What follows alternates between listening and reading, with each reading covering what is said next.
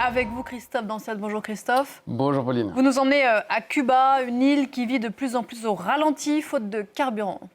À tel point que depuis minuit, heure locale, les avions commerciaux qui atterrissent dans l'un des 9 aéroports de l'île, on va les voir sur cette carte, notamment la Havane, eh bien, ne sont plus ravitaillés ou avitaillés plutôt en kérosène. Résultat, eh bien, Air Canada est la première compagnie internationale à annoncer suspendre ses liaisons vers l'île. D'autres prévoient des ajustements avec des escales techniques dans d'autres îles des Caraïbes ou encore au Mexique, avec à la clé évidemment des vols retardés. C'est le cas d'Air France, c'est le cas d'Air Europa ou aussi de Lufthansa. Iberia, qui est dans le même cas, propose à ses clients de modifier leurs déplacements sans frais. C'est le résultat d'une mesure radicale prise par le gouvernement cubain pour faire face à la pénurie de carburant.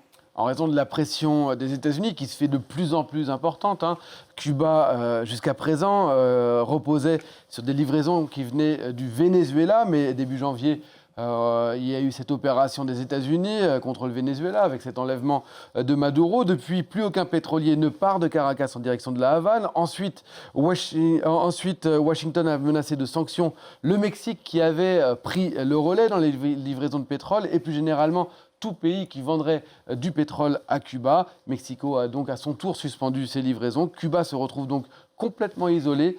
Donald Trump l'a dit très clairement, il veut asphyxier l'économie de l'île. Et donc le gouvernement cubain a décidé d'un certain nombre de mesures d'urgence pour tenir bon et pas seulement cette suspension de la question du kérosène dans les aéroports. D'abord, une semaine de 4 jours. En fait, toutes ces mesures ressemblent beaucoup à celles qu'on a connues pendant le Covid-19, que les Cubains ont connues pendant le Covid-19. Donc, il y a d'abord une semaine de 4 jours dans le secteur public, la généralisation du télétravail quand c'est possible. Les étudiants, eux, qui doivent faire leurs cours en visioconférence. Restriction ensuite des distributions de carburant avec priorité absolue donnée aux secteurs vitaux, la santé, l'alimentation, l'agriculture et encore certaines récoltes comme celle de la canne à sucre, eh bien, sont arrêtées. Il y a une réduction également des services de bus, de trains entre provinces. Les déplacements sont devenus extrêmement difficiles. La suspension des opérations chirurgicales non essentielles dans les hôpitaux. La fermeture également de certains hôtels. Et pour les touristes qui se retrouveraient coincés, on les regroupe dans un hôtel. Bref, un pays qui vit au ralenti avec des files d'attente de plus en plus longues devant les banques dont les heures d'ouverture sont réduites, devant les stations, les rares stations-service également, et qui restent ouvertes, avec un prix de l'essence, lui, qui explose au marché noir. On peut d'ailleurs quasiment payer uniquement en dollars, plus en monnaie, en pesos. Des coupures d'électricité, alors là, l'île y est déjà habituée, mais là, elles se font de plus en plus régulières. Une catastrophe pour toute l'économie cubaine ?